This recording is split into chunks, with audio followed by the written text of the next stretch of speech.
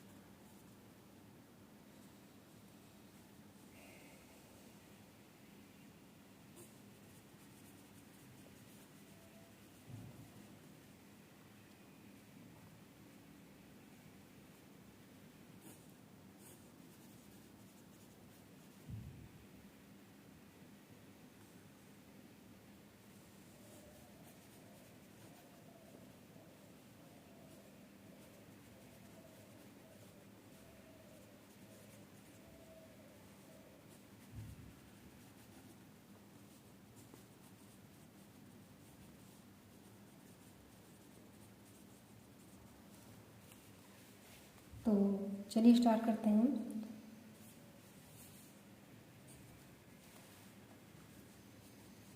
In a flow coating,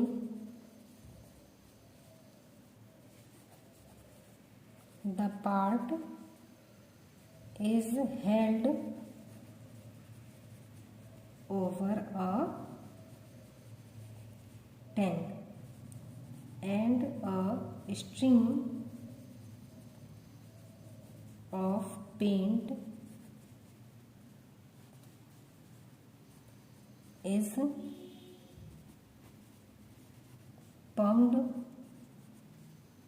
over the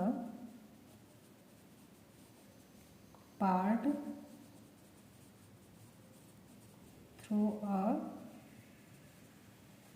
nozzle.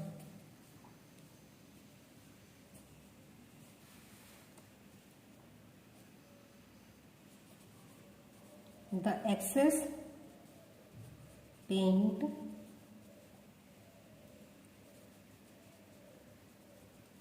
drains into the tank and is recirculated over the parts.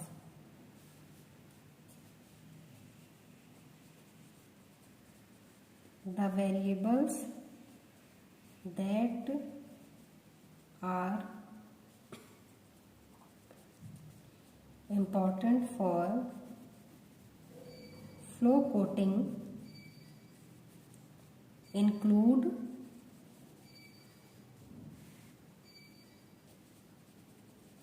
pumping, filtering, viscosity, temperature, ventilation, and fire control. तो ये जो हमारी flow coating होती है, इसमें देखिए, in a flow coating the part is held over a tank and a stream of paint is pumped over the part through a nozzle. यहाँ पर देखिए एक हमारा ये इंक्लोजर है। तो फ्लो कोटिंग में क्या होता है, एक इंक्लोजर होता है जिसमें आपका सारा सिस्टम क्या होगा, अंदर इंक्लोज होगा। तो ये इंक्लोजर में यहाँ से आपका स्पेस होता है जहाँ से आपका पार्ट क्या किया जाता है, हैंग कर दिया जाता है इंक्लोजर के अंदर। और जो आपकी पेंट की स्ट्रीम है, देखिए यहाँ पर आपका एक पेंट का रिजर्वायर है ये, जिसमें आपका पेंट फिल होगा।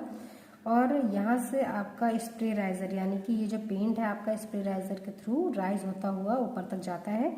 और स्प्रे राइजर के साथ आपके छोटे छोटे देखिए नोजल्स आपके अटैच होते हैं। इन नोजल्स के थ्रू ये जो आपका पेंट है स्प्रे राइजर से नोजल्स में आता है, और नोजल के थ्रू आपका हाई स्पीड से जो पेंट होता है वो क्या होता है, पार्ट के ऊपर थ्रो किया जाता है। तो इस तरह से यहाँ पर आपका जो कोटिंग की जाती है वो इस तरह से यहाँ पर आपकी अप्लाई की जाती है। तो फ्लो कोटिंग हम इसीलिए कहते हैं क्योंकि यहाँ पर नोजल से एक बहुत हाईली स्पीड फ्लो होता है पेंट का, जिससे आपकी जो पार्ट है, जो आपकी सरफेस है, वो कोट की जाती है, इसलिए हम इसे फ्लो कोटिंग कहते हैं। नेक्स्ट क्या है, the excess paint drains into the tank and is recirculated over the parts. तो हैंग होने की वजह से क्या होता है, जो आपका पेंट सरफेस पर जितना रिक्वायरमेंट होती है उतना आपका अटैच हो जाता है, और बाकी जो आपका पेंट होता है वो दोबारा से रिजर्वायर में क्या हो जाता है, ये आपका सर्कुलेट हो जाता है, यानी दोबारा से पहुंच जाता है। और फिर ये आपका जो पेंट है रिजर्वायर में आने के बाद फिर से क्या हो जाता है, रीसर्कुलेट कर दिया जाता है पार्ट के ऊपर, या फिर जो आप नेक्स्ट पार्ट यहाँ पर हैंग करेंगे उसके ऊपर हम उसे दोबारा से अप्लाई कर देते हैं। तो इस तरह से जो पेंट की वेस्टेज होती है बहुत कम हो जाती है। The variables that are important for flow coating include pumping, filtering, viscosity, temperature, filtering and fire control. तो यहाँ पर जो आपको प्रोविजन अप्लाई करने पड़ते हैं, या जो डिफरेंट टाइप के वेरिएबल जिसे आपको मैनेज करना पड़ता है, वो इम्पोर्टेंट वेरिएबल्स आपको कौन कौन से होते हैं। फर्स्ट पंपिंग, जैसे मैंने आपको यहाँ पर देखिए ये हमारा पंप लगा होता है, इस पंप के थ्रू आपका ये जो पेंट रिजर्वायर से जो स्प्रे राइजर में पेंट पहुँचता है वो पंप करके ऊपर की ओर पहुँचता है। तो यहाँ पर पंपिंग या फिर जो पेंट है, आप जानते हैं जो आपका पार्ट है अगर वो क्लीन नहीं है तो कुछ जो डस्ट वगैरह होती हैं वो सब आपके रिजर्वायर में पहुँच जाती हैं। तो इस तरह से क्या हो जाता है, फिल्ट्रेशन बहुत ज़रूरी होता है पेंट का, विस्कोसिटी को कंट्रोल करना आवश्यक होता है, टेम्परेचर को मैनेज करना बहुत ज़रूरी होता है यहाँ पर। और क्योंकि यहाँ पर बहुत ज़्यादा अमाउंट में पेंट का फ्लो होता है, इस वजह से यहाँ पर सॉल्वेंट इवेपोरेशन भी ज़्यादा होता है, फायर हैजार्ड्स की प्रॉब्लम्स क्रिएट हो जाती हैं। इस वजह से यहाँ वेंटिलेशन को भी कंट्रोल करना बहुत ज़्यादा इम्पॉर्टेंट होता है। अब बात हम करते हैं इसके एडवांटेजेस की।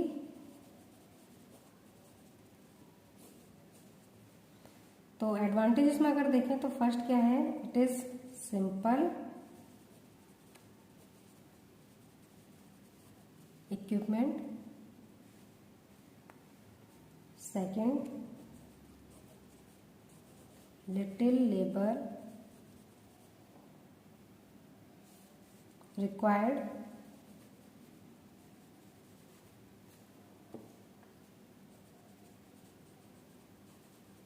easily automated,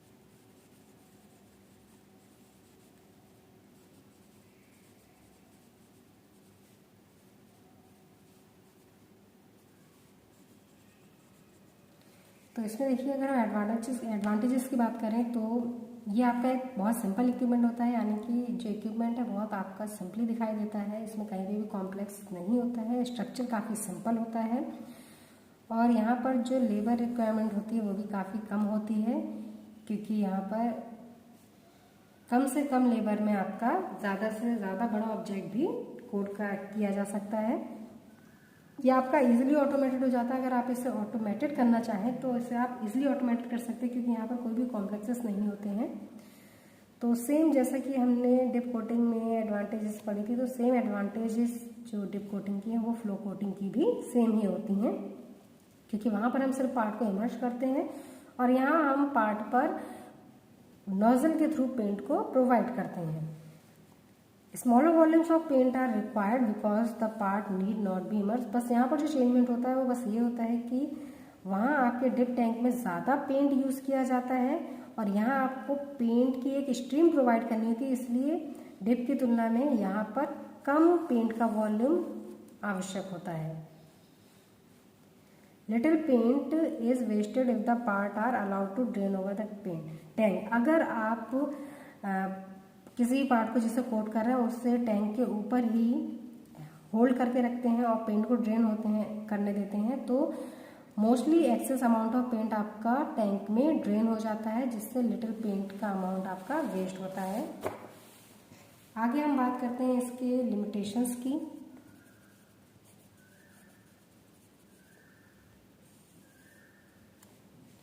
तो लिमिटेशंस पे अगर हम बात करें तो फर्स्ट क्या है, high solvent loss by evaporation, so solvent must be filled again on a regular basis. Secondly, fire and toxicity hazards associated with the high solvent loss.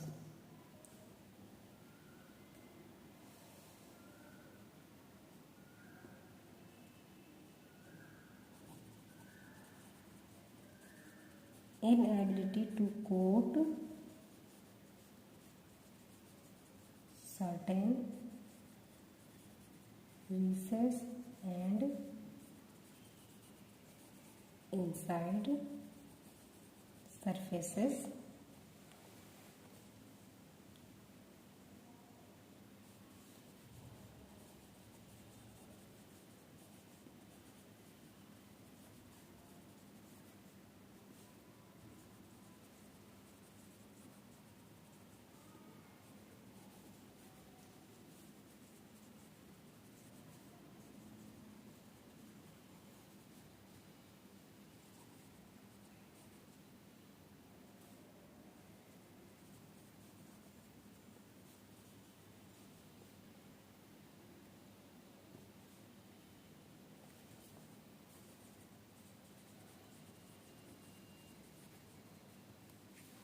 तो लिमिटेशन की अगर हम बात करें तो लिमिटेशन हमारे कुछ इस तरह से हैं। High solvent loss by evaporation, solvent must be fill again on a regular basis. तो फ्लो कोटिंग में मैंने आपको बताया कि स्टीम अप्लाई की जाती है पेंट की, तो ज़्यादा अमाउंट का पेंट यहाँ पर यूज़ किया जाता है और उसकी वजह से जो सॉल्वेंट का लॉस है वो बहुत ज़्यादा हाई हो जाता है। और हाई सॉल्वेंट लॉसेस की वजह से क्या होता है, जो आपका पेंट होता है उस पेंट में जो सॉल्वेंट का अमाउंट है वो क्या होता है, कंटिन्यू कम होता रहता है। तो सॉल्वेंट के अमाउंट को डिज़ायर वे में रखने के लिए हम यहाँ पर सॉल्वेंट को कंटिन्यू रेगुलर बेसिस पर दोबारा से फिल करते रहते हैं जब उसका सॉल्वेंट का लॉस ज़्यादा होने लग जाता है। तो fire and toxicity hazards associated with the high solvent loss. High solvent loss की वजह से यहाँ पर जो फायर और टॉक्सिसिटी हजार्ड्स हैं वो ज़्यादा एसोसिएटेड हो जाते हैं, और फायर और टॉक्सिसिटी हजार्ड्स के एसोसिएशन की वजह से यहाँ पर हमें कुछ CO2 फायर एग्जिस्टिंग्स का यूज़ करना पड़ता है, जिससे आपकी फायर और टॉक्सिसिटी हजार्ड्स की पॉसिबिलिटीज़ क्या हो जाए, लेस हो जाए। Inability to coat certain recesses and inside surfaces. Flow coating के द्वारा जो आपके रिसेस एरिया होते हैं या फिर इनसाइड सरफेसेस जो होती हैं उसे कोट करना काफ़ी टिपिकल होता है। इसे हम इस तरह समझ सकते हैं, जैसे देखिए अगर आपका कोई इस तरह का पार्ट है और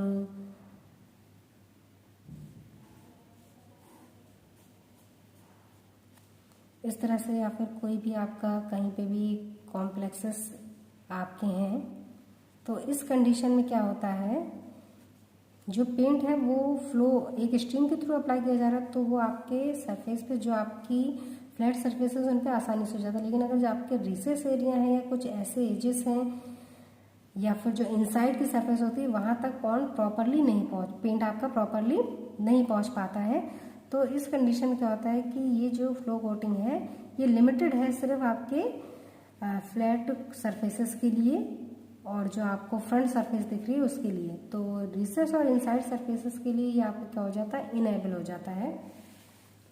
नेक्स्ट जो हमारा पॉइंट है, gradual paint contamination if the paint rinses dirt salts oil from the part.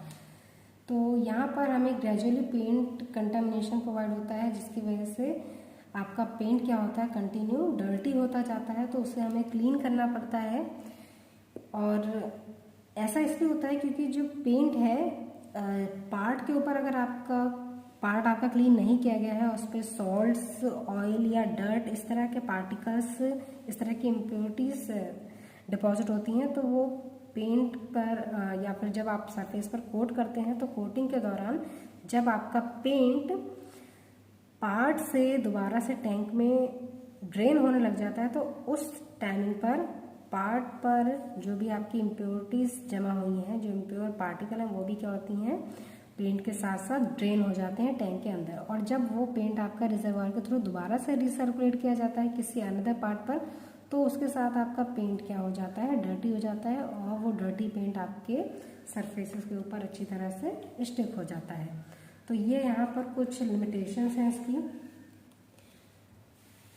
Next जो यहाँ पर पॉइंट आपका आता है, यहाँ पर जो ड्रेन ऑफ एरिया होता है उससे कंटिन्यू हमें क्या करना पड़ता है, रेगुलरली क्लीन करना पड़ता है।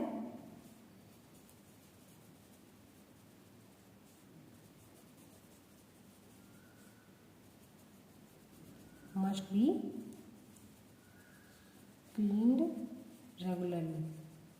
जैसे कि मैंने अभी आपको यहाँ बताया कि यहाँ पर क्या हो जाता है, आपके सॉल्ट ऑयल्स वगैरह के पार्टिकल डिपॉजिट हो जाते हैं, इसलिए ड्रेन ऑफ एरिया जो आपका पेंट रिजर्वर है या फिर जहाँ पर भी आपका ये पेंट ड्रेन किया जा रहा है उससे कंटिन्यू हमें क्या करना पड़ता है, क्लीन करना पड़ता है।